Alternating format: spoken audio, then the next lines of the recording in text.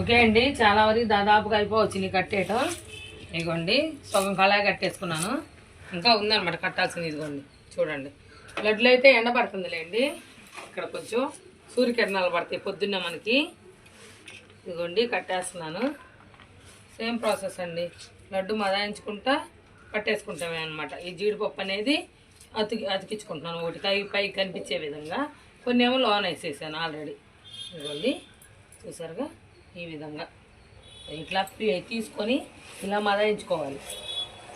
ఇలా మదాయించేసుకొని వేడి ఉండదు, లైట్ వేడి ఉండిద్ది, గోరువెచ్చని వేడి ఉండిద్ది. ఇబ్బంది ఏం లేదు మనకి. ఫుల్ ఏడి మీద కట్టినా కానీ లడ్డు గట్టిగా అయిపోతుంది. లైట్ ఏడి మీదే కట్టుకోవాలి మనం లడ్డు అనేది. ఫుల్ హీట్ మీద అనేది లడ్డు ఎప్పుడు కట్టుకోకూడదు మనం.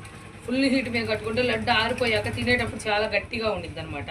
మనం లైట్ వేడి మీద కట్టుకుంటే లడ్డు అనేది స్మూత్గా ఉండిద్ది. మనకు 15 రోజులు 20 రోజులు ఎలా ఉండిద్దండి అన్నమయ్య లడ్డు అనేది. చాలా చాలా బాగుండిద్ది అనమాట.